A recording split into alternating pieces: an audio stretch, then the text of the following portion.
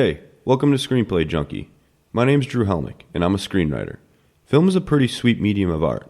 However, before anything can make it to the big screen, it must start as a blueprint, text on paper. So if you're a fellow addict of film and storytelling, come join us as we take a look at various types of screenplays, short stories, and other source material that were crucial to the creation of the stories that we all love. I must warn you, though, there will be spoilers, so I do recommend being familiar with the title that's being discussed. Sound good? Cool. Then let's get started.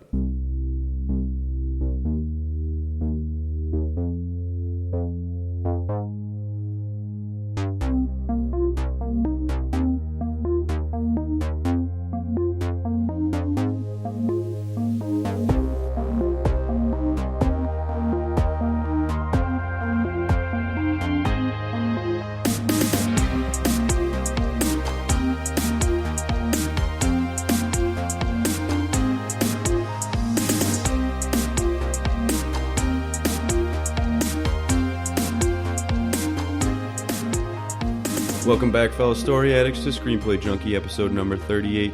Drew and Bryan here for the first installment of the SJ Fright Fest. I'm actually really excited for this one. I'm a huge horror guy, but glad back to be here. Bryan, hello. That is my name. You were supposed to do the laugh. Why didn't you were going to do an dude? evil laugh, man. I know. I thought about it, but I was just like, I don't think I'm going to do it real well. Yeah, so you really backed out of that one. Didn't do it. Wow, spooky. You chickened out of Fine, that. fine. Do it. Do it now. Go. Yeah, that was great. Why didn't you, if you did that on cue, then the opening of the show would have been a lot better, Bryan. Unbelievable. It would have been so much better. But we got to move on. We cannot sit on this. We don't have time to go back and do this again, so moving on. Idle hands. We cannot stay idle. We got to keep moving on. And we got idle hands to start it off. You may have heard of this movie, you may have not. If you're wondering what it is, well, we're going to talk about it. And I know for me, at least in my childhood, you guys would probably agree. This is a movie we watched quite a bit, whether it was on TV or if we, I don't know, I feel like we forced ourselves to watch this, but I know for myself at least, this movie scared the shit out of me when I was a kid, and I would always think I would hear something pitter-pattering around on the floor, and that would be a severed hand trying to kill me. Yeah, or a foot. You never know. It could be a hand, could be a foot. Either way, it could still kill you. Yeah, this was definitely my first introduction to horror comedy. I would say looking back, at a point it's going to scare you, like Drew said. If you're a kid, not now. No, not now. It doesn't scare me now at all. Now it just makes you laugh. But yeah, it's funny at the same time. And in 1999, I didn't know if horror comedies were big, small, whatever. But they thought this thing was going to be great, and it had big names in it. Yeah, Jessica Alba, Seth Green, Devon Sawa. A lot of people, Devon Sawa. And yeah, I loved it growing up, and I still really liked watching it this week. Yeah, for sure. Reading about it, reading the script, it was fun. Entertaining, most definitely. What do you think, Bryan? No, yeah, totally. I was going to save it for the final thoughts, but I may as well just say it now. For, as you guys know, as a kid, I think this movie spawned my fun of running my hand uncontrollably on walls. Yeah. Idle hand.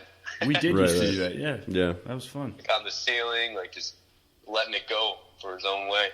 Well, you could just entertain someone else, because it was, you're like, hey, look, my hand has a mind of its own, and you're running it around. I mean, you can hear it on the table right now.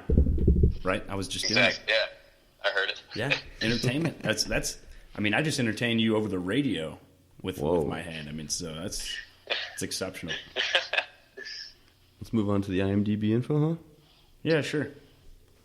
So IMDb for this one. Idle Hands came out in 1999 on April 30th.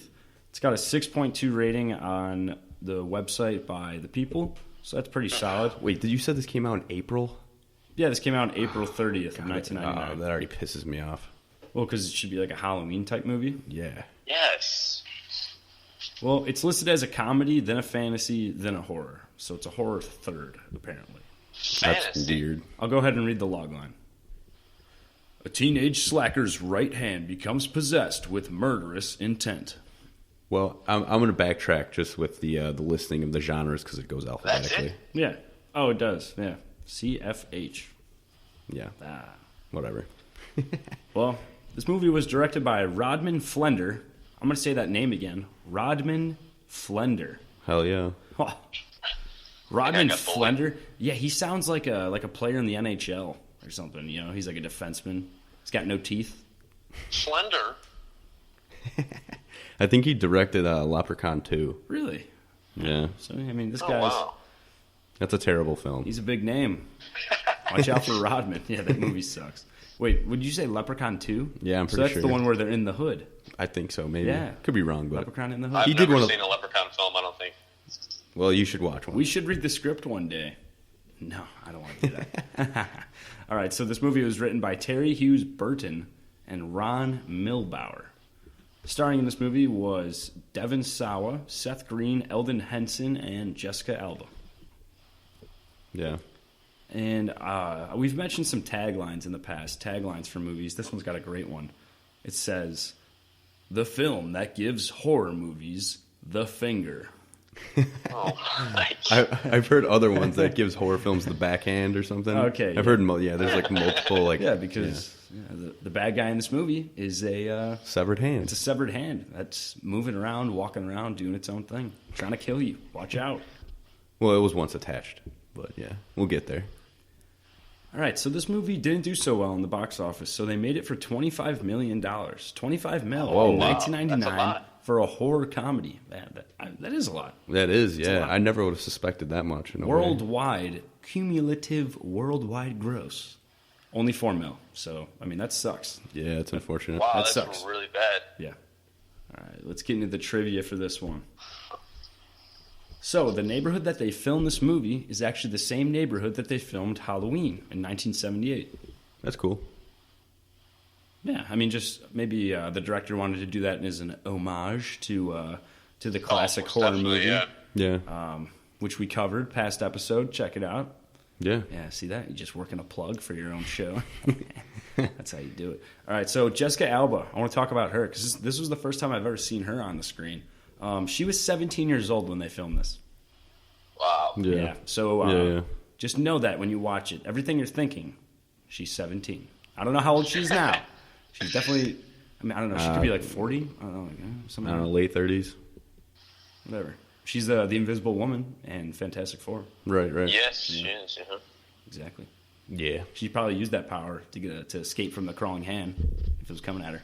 She turned invisible. Can't die. All right. Speaking of turning invisible, magicians, right? Magicians maybe can turn invisible, and a magician is actually the actor that played the hand, the severed hand. He in real life is a magician. His name is Christopher Hart, and he actually played the same hand that appears in the Addams Family, the movie in 1991. All right. So this guy's he's an okay. experienced hand actor, I should say. An undead hand actor. Yeah. Oh, yeah. Because the Addams Family hand had to be dead too. I mean, it's severed, Yeah. right? It's called The Thing. Totally. I mean, how does that work? Like, because I mean, like actors, like the typical like thing you envision when actors before they go on set or on stage is that they're sitting in a chair and getting makeup. Like, is this guy's hand just like in Getting a little makeup. chair? Oh, yeah. Well, Right. I wonder how they even found the guy. They were like, okay, actor number 3, welcome in. See your hand work. See, Drew, I want to go back to how you're imagining his hand in a chair, and you're probably right because he was like, "Oh, my hand's got to stay in character. It's got a mind of its own. Like it would sit in a chair." Oh, my. So he's like, "I'm in character." His hand's like, it needs things. He's like, dude, I'm not controlling it, bro. It's the hand. It needs what it needs. He's a real method actor. It's just interesting because I mean, I don't know if that guy in his full like physical self is on screen, but it's just hilarious that it's just his hand and he's been able to make money. I mean, props to him for doing that, but Yeah, that's hilarious. it's just great. Yeah, his it's magic. unique. It's unique. His whole magic career must not be like going too well if he has to essentially dress in like a green morph suit with hand makeup and just like lurk around a movie set. The hand guy, That would be weird to watch, like to film that. it'd be weird. He's walking down the red carpet, and everybody's like, oh, it's the hand. It's the hand. Brian, no one wants his autograph. Are you kidding me? Like, this guy wasn't invited to the premiere of the movie even, probably. He was watching it on TV. All right, so there's a couple of shout-outs that the director and writer wanted to throw in here for this movie. The movies Night of the Living Dead and the movie Dawn of the Dead are featured on TV, whether Anton's watching it or his friends are. That's right. At some point, they're checking it out. I noticed that. You're correct. Yeah. So just another, just a little, what do they call that? Like an Easter egg or just a Yeah, little... Easter egg, yeah. little something, little sprinkle. Yeah. That's the. I liked it. Because those movies are awesome. Definitely. The original Night of the Living Dead is from 1968, and the Dawn of the Dead is from 1978. So those are old movies, but they're still really fun to watch. This is pretty weird. Apparently, I didn't catch this in the movie, but when Anton is afraid, right, when he finds the bloody knife, and he thinks someone's in his house, he thinks the killer is in his house, he pushes his dog into the hallway to, like, go first because he's being a wussy. Yes. And apparently the dog has an erection during that scene in the film. And you can catch it if you want to go look for it. You can. Why you would want to go look for it, I'm not sure, but I found it on the internet. Thanks for ruining that for me. Yeah. Dog boners. I don't want to know that. Weird. Speaking of dog boners, the band Blink-182. Wow, there's no correlation. I was like, segue, that makes no sense. So there's a couple bands that are actually in this movie, too. This movie is full of, like, random plugs. Blink-182 has their lead guitarist, Tom DeLonge, in here. He's a drive-thru employee who says one line in the movie. He says, "All right." It's really quick. You can't really. It's hard to even. You would never notice it. I didn't notice him until I watched it and then afterwards looked this up. What do you worked at the Jungle Burger, whatever it's called? Yeah. And then the band The Offspring is the band playing at their high school dance. Yeah, which is like, wow, man, great. Whoever booked them, great job. I mean, honestly, with The Offspring, it's like easy to tell because you actually get like a close up of the guy's face, and you can recognize him. With Tom DeLonge, it's like. You don't even get a close-up. He's, like, far away. Yeah. Whatever. It's fun to have those guys in there. Yeah. I mean, I guess with the, $25 million budget, they're like, oh, we'll throw these little Easter eggs in there. People will want to come see the movie. No. True. Didn't work. It's because they released it in April. No one wants to go see a scary movie in April. That's just silly. I mean, going back to the musicians, because you mentioned this kind of gives off like an MTV, The movie gives off big time MTV type vibes. I feel like 1999 was the prime of MTV, music videos, all that shit. Yeah, punk rock was big. This movie kind of just fits punk that. Rock of the 90s. This movie was like fueled, I feel like, by that world. Mm-hmm. Yeah, stoners. Yeah, rebellious. I'm not going to do anything. Sit on my couch and watch cartoons. Which actually doesn't sound that bad. But. Okay, so we're switching to a serious note here.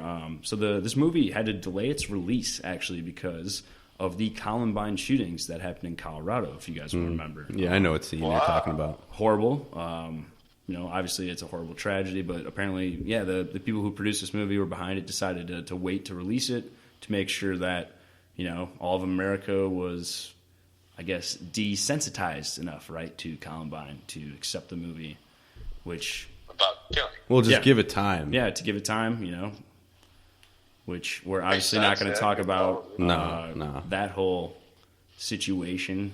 Right. But I can understand what scene they're specifically talking about. I just wanted to bring that up because it's crazy how a movie, it's just a movie, this is just entertainment, yet has to be, we got to wait on this because of real life. Yeah. And that's just, that can happen sometimes, and I'm sure it's happened for other films. I can't think of any off the top of my head. All right, so do you guys remember in the movie, Anton obviously has a crush on Jessica Alba's character, and he picks up her lyric book right in the film. This is not in the script. Nope. This was only in the movie that we watched. And he's like, oh, I love your lyrics. Like, these are amazing. He's like all about it. Well, I actually paused the film. I took the time to pause it when he opens the book, and it's hilarious. And here are the lyrics. Okay, here's one here's the first song. It says, "Evil girl with nothing to lose." Oh no! What's going on, Bryan? Here come the cops. Here come the cops. Oh shit! Yeah, dude, it's out. Something's going on outside. All right. Well, the lyrics in her diary in the movie say, "Evil girl with nothing to lose, wind in her hair, and gum on her shoes." Yeah, he quotes that was his favorite lyric. Yeah. Just mesmerizing lyricism. But apparently she wrote that when she was like in 3rd grade. Yeah, but 13. Here's another one. This song was called Hell Patrol. It says, "The Hell Patrol only comes out at night. The Hell Patrol only comes out at night. Do-dee, do-da." I mean, that's pretty good. I mean, that's a hit song. Wow, really? That shit's going got platinum. A lot of ring to it. That took up a whole page, and it took me literally minutes to decipher what it says. Because it was written in cursive. It was written in cursive.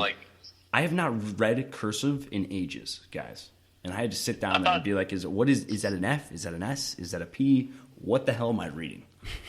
From what I remember, awful. I thought she was writing them in like she was like the Zodiac Killer, cutting out stamps, letters for words. It was either in cursive, her lyrics, or they were in like magazine cutouts of other letters. Really strange, This girl, skeptical, very good looking, has some psycho tendencies, I was going to bring that up because, there were two things about the book that I noticed. Was like the exterior of the book like in a book sock? Do you remember those? Yeah, it was in a book sock. The textbook socks. Yeah, those were good. They were comfortable. And then they were, and then Bryan, you brought up the thing like it looked like she would like cut out like magazine letters, like letters in a magazine. Yes, and like arrange if you were writing a ransom letter, if you would kidnap someone, you would send it to them in that. But that's what she did her lyrics with. That's a lot of time. Her horrible, horrible lyrics. Here's the last one I got. It says this song was called "I'm Electric." It said, "I am above the law. I am electric. I fly above the earth, above the clouds. I am a bolt of lightning. I feel new." Yeah, I love it. It doesn't even rhyme. None of them rhyme. Bryan, apparently these are going to be hit songs according to our main character, but wouldn't you say those things if you were in front of Jessica Alba?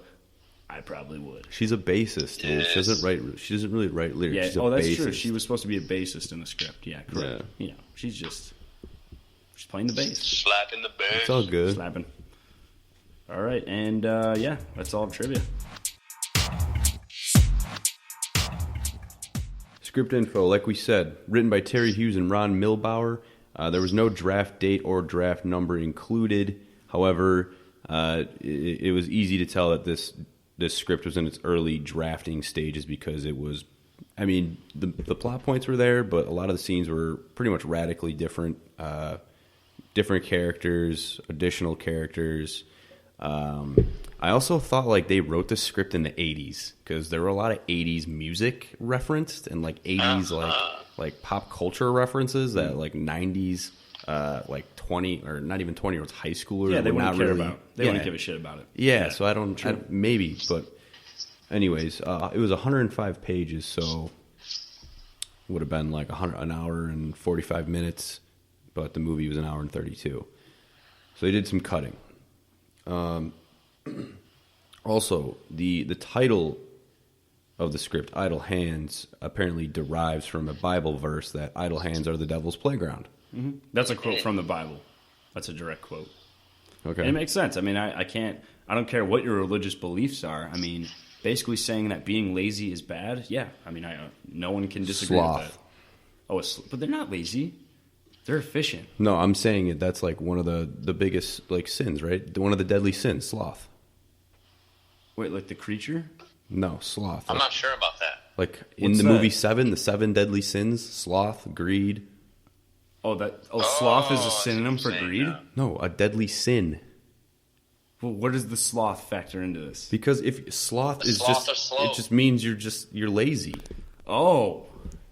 I didn't know that was like another like use of the word sloth. You didn't? No, I just thought a sloth was like a creature with like talons and they move slow because their metabolism is low and they expend their energy. This is news to me. Wow, I got 7 deadly sins, man. I gotta watch the movie 7. I gotta look this shit up. Okay. I was just thinking of the Goonies. He's sloth in the Goonies. Yes, sweet dreams. Bryan, thank you for defending me here. There's a lot of sloths out there. There's many different sloths. A lot of uses. All right. Anyways, hey, you guys. So they did a lot of revisions, like probably once a production company or producer was interested in the story, looked it over and was probably like, all right, guys, I like the story, but we got to change some stuff. So they did how many revisions, and that's when they made it into a film. And I got to say, I like the film way better. Just to start this conversation. Me out. too. Yes, I agree. There were some parts in the screenplay though that I wish I could have saw.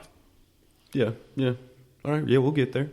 But let's talk about the opening scene really quickly. Let's start about the film. The film script, very similar, especially in a horror film. When you start out your story, you want to have basically something happened that gives off the vibe that is a horror story. It's right? it's like when you're in like third grade and they're like teaching you how to write an essay, and they're like, okay, attention getter, ladies and gentlemen. Yeah. We need to captivate our readers. Yeah, and that's what they did in this one.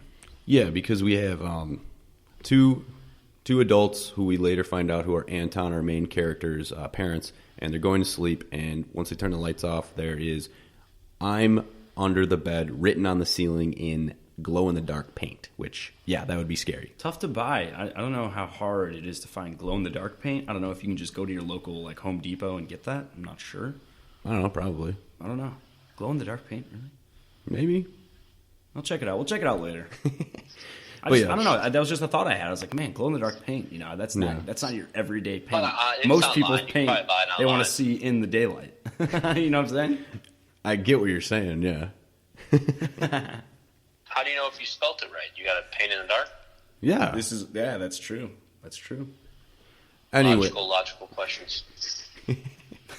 Anyways, they hear some stuff. They eventually we're not going to go through it all. They both get killed, and then I like the way they did it though. Like reading it and watching it, it was kind of like a good horror setup. Like I thought it was a good opener. Yeah, it was good, decent opener because it's like strictly horror. Like there really is no like comedic elements in it that much. Although the blood splatter when the mom apparently gets murdered, it was very over the top. And then everything was like shaking, and I was like, man, like this is some.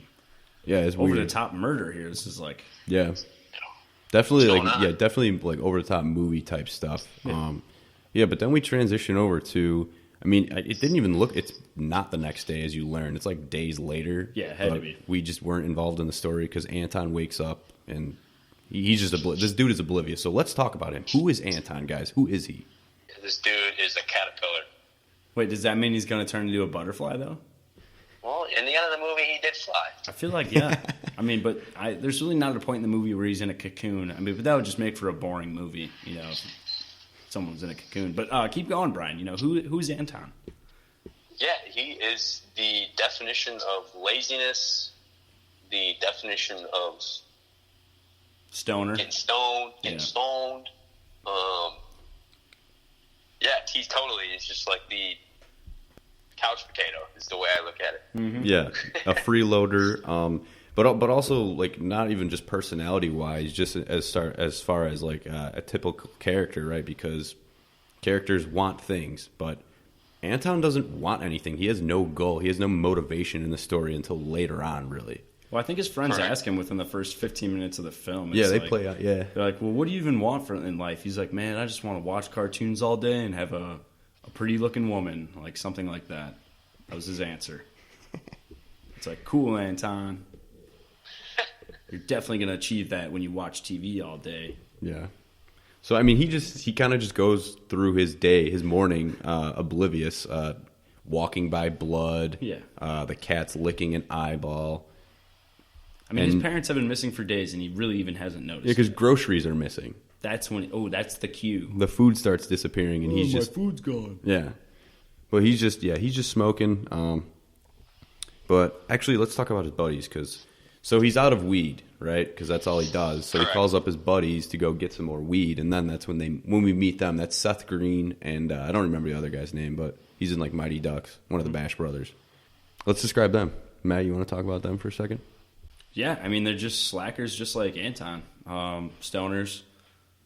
Yeah. Funny. These guys are definitely the biggest comedic relief in the film, and they hit it like most definitely. Yeah. They absolutely kill it. They're so funny. Yeah. Whether they're alive or dead. They're my favorite characters. Yeah, for sure.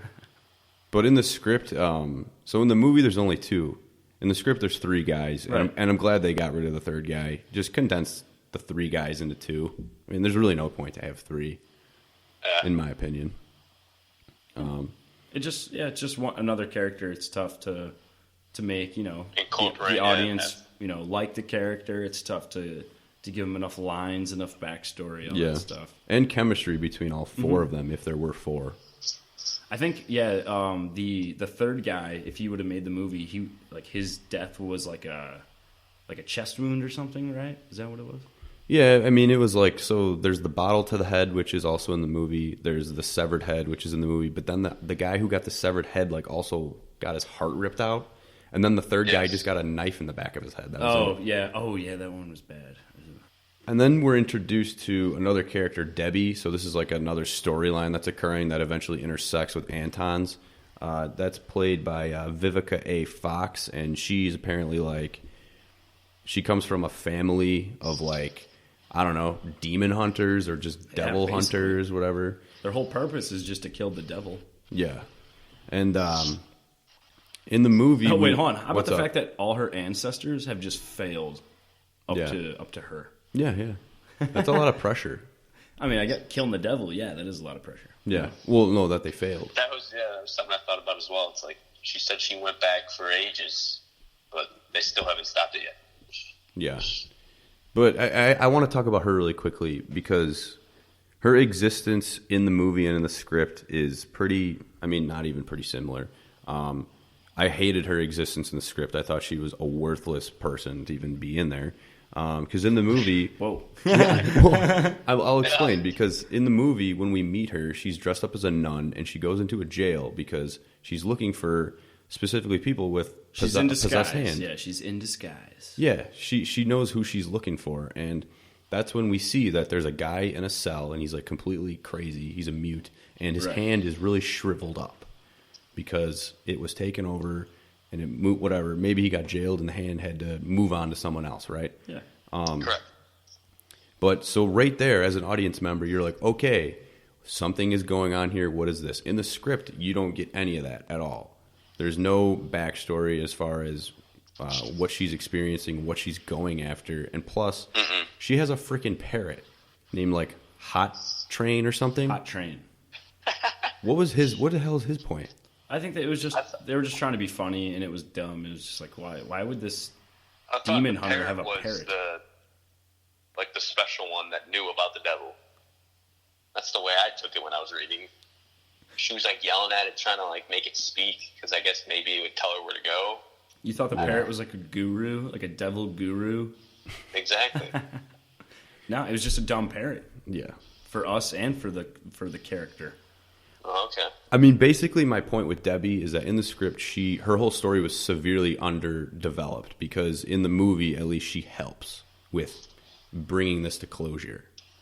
Right? It's just hard to buy. It's just like, oh, who are you? How do you know this? How do you show up at this exact time and like know the answers, know how to solve the problem? It's just like, yeah. But in the movie, they talked about it more, so that was nice, and she actually helped. So she was more rounded in the movie. Yeah. Well, I guess we could just say now in the script they just kill her, right? Anton, they like hit her with a car and she's just dead. Yeah. I think that's how it was. They run her over or he runs her over on accident. Yeah. I mean, the realism there, I guess, is like accurate, but wow, like talk about you just build something up for a character, and it's just like, oh yeah, you're just gonna get run over. Yeah, so it's just like kind of silly on accident. Wow, tough ending for her in the script. Yeah, they did it better in the movie for sure. No, totally. Yeah, let's move on from her. So, let's talk about when Anton starts realizing when his hand is when something's going on with his hand, because. Basically, there's a killer, right? There's a killer in this town, and people are dying. Many people. Nobody knows who the killer is, but as the story goes on, we learn that it's Anton, but he himself does not even know that he's the killer. It's because his hand is possessed. And, I mean, I was trying to imagine this, like, so, like, when he goes to sleep at night, his hand is, like, making him walk, or is he just his hand dragging his body along the street to go kill people? I imagine it's just his whole body. Just walking. It's his whole body, sure. Yeah. Sleepwalking. Again, we don't really know. Imagine getting killed just by a hand with a limp body following it. It'd be pretty embarrassing. Be strange, yeah. You could imagine why you'd freeze up, though, and not run away. You'd be like, what is happening? Holy shit. And then next thing you know, you're dead. But, yeah, eventually he realizes he's the killer with just all these clues. He finally becomes observative of the blood and his dead parents in his own house. Finally. Took him a while. Yeah, and his buddies kind of help him through it. In the script, they don't at all. But his friends get killed. We already said that. And they come back as zombies, essentially. Yeah. Well, they're in purgatory. Undead, yeah. They're the undead. Yeah. That's the best way to describe it. Mm-hmm. They were just too lazy to go to heaven. They're like, we saw the white light, but it looked really far away, so we just figured, we'll just chill. I felt like in the screenplay they were saying, like, they were on the cusp of, like, since they were just slackers, heaven didn't really want them, but then Satan didn't really want them either. Exactly. I thought that was funny. I liked how in the script, too, that they mentioned that Satan, while they were in purgatory, he's like, hey, do you mind passing a message to Anton? Yeah, he needs to go kill a bunch of people. Like, he needs to go do my work. And he's like, what? I'm not going to do that for Satan. He's like, why did you even agree to pass the message? He's like, well, I was there. Like, what was I going to say? No to Satan? Yeah. It was just like a funny little bit they had. And that did not make the movie, which was a little strange. Yeah, because, they completely wrote out Satan. Which makes sense. That's pretty tough to pull off the devil, right? Right. Make him scary, funny, and, filming, shooting, all that. I like how in the movie they just kept it down to the hand. Right. Just the hand was like a just curse one villain, or that's some it. demon, some unknown demon, whatever it is. Yeah. Yeah. Well, I guess since we're talking about the script again, there was also a voice in the script that he would hear. Right. Yes. Which, I would say it was the devil talking to him, right? Yeah, which is, if you're possessed, you might be hearing some voices. Yeah. I'm buying that. That was creepy. I'll say that was creepy, but I still just like the hand idea alone. Now that Anton has killed his friends, we talked earlier about how they died. They're undead, and now they're here on Earth trying to help him. Are they trying to help him? I feel like they're just trying to chill. They're like, maybe they get in the way. They'll help a little bit, but they're mostly just trying to chill. And they get in the way, yeah. They're just comedic relief, right? Yeah. Yeah. They want to smoke pot and eat microwave burritos. That's what they really want to do. Yeah. I guess we should talk about Molly then. That's Jessica Alba's character. Sure. Well, after he kills his friends, he is running out of his house like, my hand's possessed. And then he just runs over to her house and somehow gets laid in 2 seconds. Yeah. Well, the hand did it for him, apparently. Apparently, yeah, the devil charmed her into it or something. That's what the script says. In the movie, they don't really cover that. No. But yeah, that's just another MTV aspect of this. They're like, oh, let's throw in some sex. All right, cool. Moving on. Well, I'll say in the movie it's because his hand picks up his cat and throws it out the window. Oh yeah, that was actually funny. So then Anton runs to go find his cat, and he's looking through her bushes, and then she comes out. Or no, she doesn't come out. His hand forces him to ring the doorbell. Of her house. Yeah, it's funny. I just can't believe just how oblivious she really is, because he is head to toe in blood. You'd think he'd be like, I'm not going to invite you inside my house. And he hasn't showered or changed his clothes in days. Yeah. Yeah, they paint her to be just really, really stupid, actually. She doesn't even know him. She didn't know his name, yeah. Afterwards, after they hooked up, she's like, what's your name again? Even though you live right across the street with me, from me, and go to my school? I don't know your name? Yeah, Which is just like, oh. She does not get shed very, very well. No. Although she does, apparently is smart when she's thrust into a dangerous situation, because when the hand is chasing them at the school party later in the film, she realizes that she can stop a fan with a shoe, and then she rappels down with a whip. It was very some engineering skills, some good problem solving, some good stuff. However, she'll fuck you even if she doesn't know your name. Yeah, she doesn't get paint well. Whatever. That's just that's just a movie. That's just this movie. That's just what it is. It's 1999 punk MTV. Yeah, dude. It's just a movie that knows what it is. It knew what it was. It wasn't trying to do any crazy feats or anything. Exactly. Yeah, it's entertainment. I want to talk about another character now. So his name is Randy in the movie. You've probably recognized this guy. I don't know his name off the top of my head. But basically, he's another one of Anton's neighbors who is really into heavy metal, like death metal specifically. And trucks. Shout at the Devil. Yeah, he's always playing that. He loves that song. He's always playing it. But anyways, once Anton realizes that his hand is possessed, he thinks that, I'll go talk to Randy. He's always listening to songs that have to deal with Satan, right? So he must know something that can help me. So in the film, he goes and talks to him, and that's when he learns about this the idle hands are the devil's playground saying, right? Mm-hmm. And that he must keep his hands occupied in order to stay out of trouble. Yeah, stay out of trouble, right? So that's when, in the movie, he decides to knit. But what happens in the script? He goes to the nursing home to visit grandma. With the Randy character. So again, this is another person in the script who pretty much does nothing, who offers no, nothing to the character at all whatsoever, and resolving his problem. Yeah, and the whole interaction with his grandma is like just kind of funny as is, because he's like super frantic. He's panicked because he just found out he killed his parents, killed his friends, and he's like telling his grandma essentially that he like just says what he did to her. And she's like, well, I ran my own cult for 35 years, so I kind of know the devil a little bit. I get it. And she's the one in the script that gives him the idea to knit, to, keep his hands busy. Yeah. Essentially. Yeah. And she just reacts so well to hearing that her daughter and son-in-law are dead. Yeah.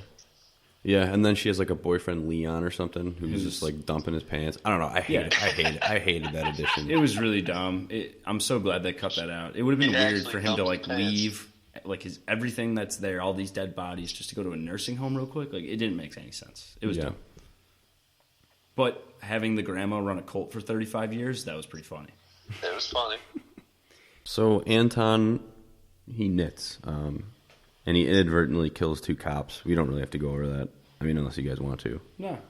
Okay, so whatever. He kills 2 cops that are investigating him. They used to like... They were like bullies too, these cops. Right. So after that happens, Anton's like, I don't want to kill anybody anymore. I'm sick of this. So he decides to cut off his own hand. The hand that's possessed. So in the script and the movie, he cuts it off. But in the script, it's like... Satan will not allow him to... even like die. Yeah, in the script, it's not his hand that's possessed; it's his whole body. Yeah, because a freaking like knife grows out of his hand. Yeah, his severed hand, and then his hand's running around. So like all these, there's just so many, like too many problems going on, just craziness. Whereas in the film, it's just his hand, so he's good, but his hand's just running around on a rampage. Yeah, and it's at this point too that he like has a whole confrontation with the devil outside his house. And it's at that point, then the devil's like, well, your hand's running loose and can do all my killing for me, so I don't need you. So then he, like, takes away the powers from Anton or whatever, so he's back to normal. He's not possessed anymore. Yeah. But he still has a knife, like, hanging through his severed arm, which was crazy. Yeah, that was ridiculous. Yeah, and then they go to the school dance. Yeah. It's like, let's go dance. Let's just dance the problems away. Hell yeah. That's where the offspring are. We're throwing down. Looks like a fun little high school party. Definitely. Dude, that Halloween party looked amazing. I would have loved to go to one of those. I guess I could still go to one, but... Most of the actors there were probably your age anyways, not in high school. Oh, yeah, no way. 28, maybe like 50. You never know. They were wearing masks. Yeah. Right? Yeah. They could have been 80 years old for all we know. Their dance moves weren't impressive. So yeah, could have been. Well, I just want to mention with this whole dance party scene in the gym, I want to say that I think in the film the lead singer of The Offspring gets like the coolest, worst death of the middle of the film. Yeah, he gets scalped by the hand essentially. Yeah, that is really cool. It was a cool practical effect too. It just looked cool. Yeah, and then earlier, right before that, it's the hand was like sharpening its fingers like down to the bone in a pencil sharpener. So that was terrifying. It just made me think of putting my hand in a pencil sharpener. Oh god. Like, oh god. No. That'd be horrible. Pain. All right. Well, at some point in this movie, as we know, they have to wrap it up, right? They got to win. Satan's not going to win this one, right? Hell no. How do they kill the hand, right? So, or I guess Satan. Let's just start with the script. I feel like. Sure. So Satan's here. He appears right at the pool. Mm-hmm. Yeah, and he's like he possessed Molly somehow too. Right, and Molly's trying to kill Anton, our main character. Yes. Which now it's just like, okay, there's too many bad guys. Like, what the hell? How is she possessed? Yeah. It was kind of a lot to handle at that point. Yeah. Digest, correct. So Anton knows that Satan is going to be at the pool area too at this point. So he goes to his buddy's meat locker. Yeah, where was it located? Exactly. He has all this time to go and put this giant freezing machine from a meat locker factory into the pool area. It's like a freezer machine, so it's like an air conditioner essentially, like a portable air conditioner that freezes things instantly. Apparently, because the devil, when he's on Earth, he's cold as shit, right? Because hell's super hot. He's used to it being really hot. Yeah. You know, he's cold. So Anton's plan is just to freeze him into wanting to leave, right? I mean, it's not a horrible plan. It kind of makes sense. No, yeah. But that's what it kind of all boils down to. Yeah. I don't know, man. I didn't like the ending in the script at all. No, I mean, scientifically, it made no sense. I mean, we'll just jump right through. They have this air conditioning machine on. Some shenanigans happen, and the machine gets tossed into the pool of water. Yeah. Somehow it freezes the pool water. Which makes no sense because it's not plugged in anymore. You know, it's like, what kind of magic machine can just freeze water instantaneously? This giant pool, this giant school pool. I mean, it's like an Olympic size. My high school pool, all right, it wasn't Olympic size, but it was pretty. It was like maybe a quarter of an Olympic size pool. It was a fairly big pool, like gallons and gallons of pounds of water, and it freezes instantly apparently. And the devil had fallen into the water with our main character. Yes, and then the devil got frozen. We don't really know. He's like not there anymore because the cops show up. The devil's not there. The cops are like, "What the hell? These kids all are on acid." Well, yeah, that was funny because the cop was like, "I think I might have to check the punch for LSD." That part was kind of funny. But still, people are dead. Like people are dead. Yeah.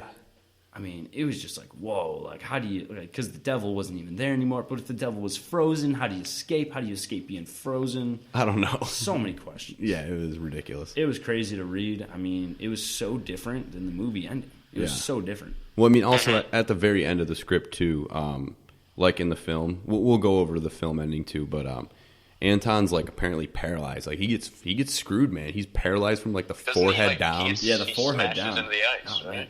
I didn't know it was possible to get paralyzed from the forehead down because your spine kind of stops. Like if you like touch the back of your neck, you can kind of feel the back of your spine. I feel like that's where it stops, not really at your forehead. I don't know. That they said forehead. I don't know what they're talking about. They said makes that. No sense. But then apparently it ends in like Molly's like still possessed or something. And she wants to kill him at the end of the script. Right. In the hospital, she still wants to kill him. And then it just ends. So Satan wins in the script, right? Apparently. I guess so. Not in the movie though. Not in the film. Because in the movie, Debbie actually helps.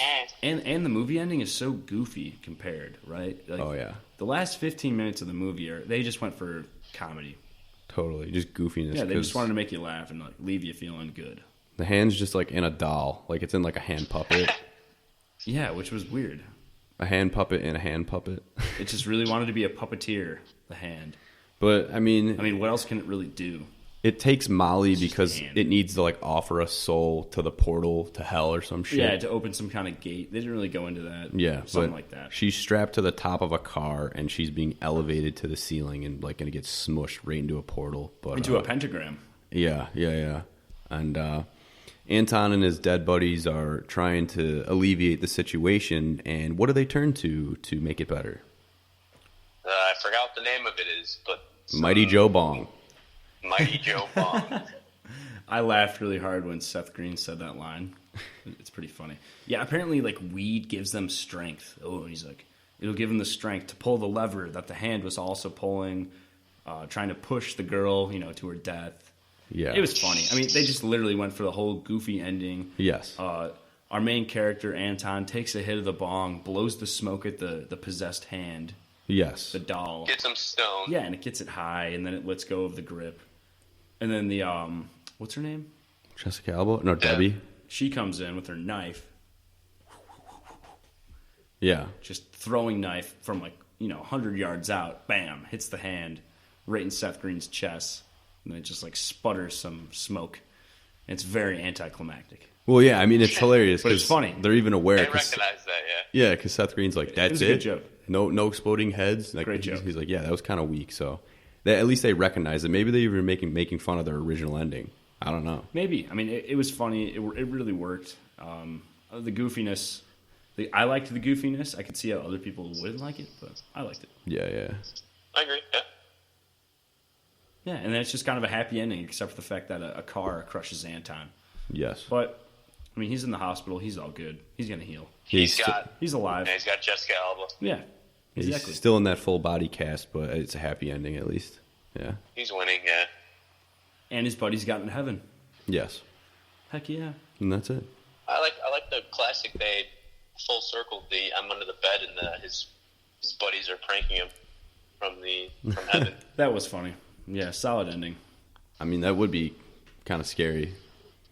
But they were able to create. Full body cast. They were able to recreate the same exact like font that was originally made. Yeah. If you want to use the word font, but yeah, that's true. All right, you guys want to jump into our other talking points here just before we give our final thoughts? Sure. Yeah. All right, let's talk hand actors. Like, tough. It's probably like tough career choice. You know, when you're like growing up and you're telling your mom and dad, you know, I want to be a hand model. I want to show off these bad boys. I guess if you had nice hands, like no blemishes or anything, then sure, go ahead. I'm looking at my hands right now. We've done this before on the show. You can't be calloused. I'm not impressed. I don't like what I see. Yeah, I couldn't do it either. I mean, but Bryan, I feel like you'd be experienced for this movie. You were saying when you were a kid, you would crawl your hand around like on objects, pretending like it had a mind of its own. Yeah, I feel like you might have been really good at this role. Putting that time in. I have a very well talent for a hand that has a mind of its own. So if anybody needs it, contact stringplayjunkie@gmail.com and let us know. And your hand will you'll get back to them. Here's a thought. Here's a thought that this movie gave me. Man, you know, the devil's a real asshole. It can really be an asshole, especially in the script. You know, it could just take over your hand, make you kill your parents, make you kill your friends, make you want to kill your girlfriend. You know, the devil. He's just an asshole. Well, he is the devil. Yeah, you know, that is true. I didn't think of that. He's a prick. He's a dick. I hate him. Attic rooms, man. Anton lived in the attic at his parents' house. I mean, do you guys think living in the attic is cool in high school? I guess, high school yeah, thing? I think it's cool. In high school, I would have thought it was cool. It seems dirty to me. I mean, it's probably Spiders. Really hot. Yeah. Like, is there air conditioning up there? There wasn't at the attic we used to have. No. You go up there and you just sweat. There's two different kind of attics. Our attics, you have Anton's, you have Macaulay Culkin's attic. Oh, nice. Oh, Macaulay Culkin's attic. Ooh. That one's pretty decent. Yeah, that was a good attic. I would live in that one. Although there was a spider in that one. You know, Buzz's spider. But that was, like, contained. Not like a wild spider. Here's a crazy thought. So Anton in the movie, he walks to his neighbors in his boxers. Like, could you guys just walk around outside in your boxers? I mean, I know this guy's like under the influence of marijuana, and he's just like he doesn't care about anything. But walking around in your boxers when your crush lives across the street? I don't know. They're just shorts, man. But they're boxers. They look like shorts. They just look like you're wearing plaid shorts. I guess if they're like the boxer briefs, are we talking boxer briefs? Are we talking like the baggy boxers? It looked like he was briefing. Yeah, I guess the briefs do kind of look like shorts then. So that's how you can pass all good. That. But here, you can't pass this though, because we're still talking about Anton here. It's like, how does he get a boner after realizing that he murdered his parents, then he murdered his 3 friends in the script, or 2 friends in the movie, and then minutes later, he's able to have a romantic interaction with Jessica Alba. And it's like, dude, that's like some highs and lows there, some real ups and downs. I mean, that's a lot to get through mentally. I don't know. He's just a lot to process. Mood swings, major mood swings. What do you guys think the funniest part of this story is? Somebody can go first. I mean, I'll say it. I love the part when Seth Green's about to pop his burrito in the microwave, and then they're talking about how they should clean the microwave because the hand was in there and there's blood all over the microwave. And Seth Green's just like, while we're at it, why don't we clean the whole house? Because there's blood everywhere, dead bodies. No, that's pretty classic. That's probably what I would say, just any interaction with them. Because the house that I laughed pretty hard out loud, like aside from the movie, in the screenplay, the dude, the headless man, he's like dumping 1 beer into the punch. I think it was. And Seth Green's like, wait, you idiot, 1 beer's not going to get everybody drunk here.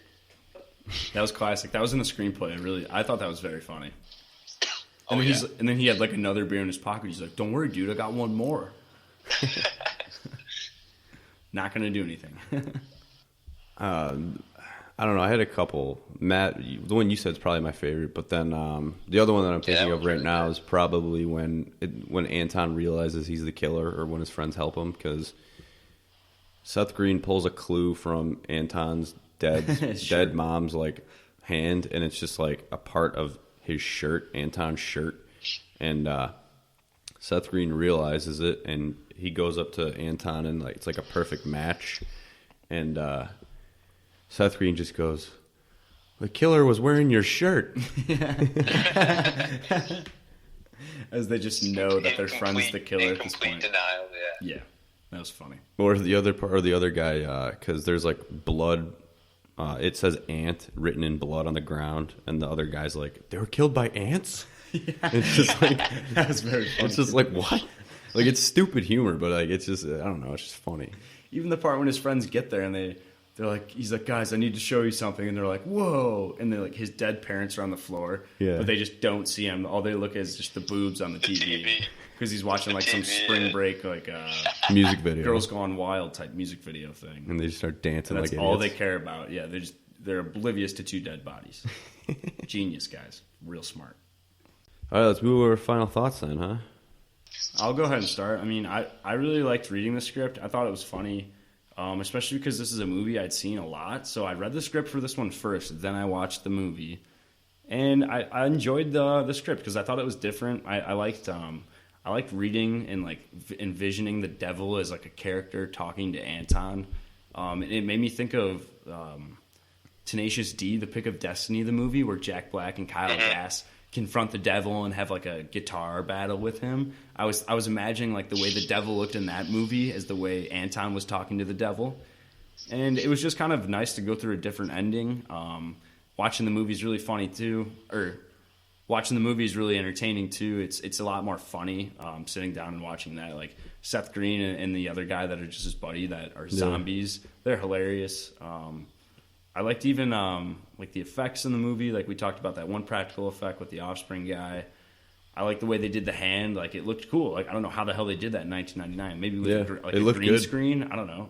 It looked really cool. Yeah, and 25 mil. You know, they spent a lot of money and they didn't make any of it back. But at least it's a movie out there that we can still enjoy today. So I give it. If I was going to give it a star rating, I'd probably go 2.5 stars on this one. Yeah. Okay. What about you, Bryan? Yeah, I mean, I second all of that. I'll keep mine pretty short and sweet here, but again, it was just a good movie to watch because I definitely remember as a kid, I was a huge fan. It also scared me, but I love this movie. It's a good one to definitely just sit down with your boys if they haven't seen it before and roll up yourself a nice little pinner of some sort. Yeah. Just sit and laugh and enjoy the stupidity and like horror concept that the movie has. Mm-hmm.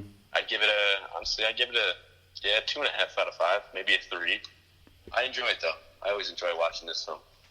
The film and the script. I like the film way more. I think there's a lot of value in this. I mean, this is a movie that knows what it is, but I think you could find some like genuine, like good, like horror techniques in this to use later on. Also, just the blend of horror comedy I think is really nice. So I'd also say that's a good template to learn from amongst other movies that are out there. But I also think this is an underrated installation in the horror comedy genre because I feel like a lot of people don't really know about it. But I mean, it's probably because it bombed at the box office, so that's why this movie kind of gets shunned, maybe. As far as the script is concerned, I enjoyed reading it just because I liked the movie. But overall, I thought it was a really underdeveloped product. It's very scatterbrained. Too many characters that really offered nothing. There was no connection as far as to what their story was and how they helped the main characters, really. So I thought that was like pretty. I guess just a big negative to it as far as a writing standpoint. Just adding characters really for like no reason and just to like carry scenes that really didn't matter at all whatsoever. So I like how they like cut people out and really just made characters like numerous characters they condensed down to just one person, really.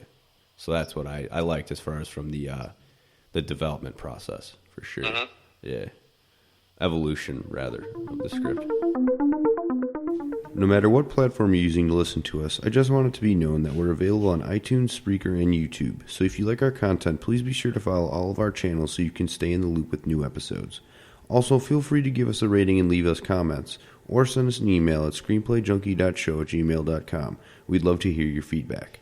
Also, if you have any recommendations of screenplays we should read, movies we should watch, or really anything, let us know on any of our platforms. We're always looking for other things to check out. To continue the Fright Fest theme, on the next episode, we're going to take a look at the 2013 paranormal film, The Conjuring. Thank you for listening. We hope you can join us next time.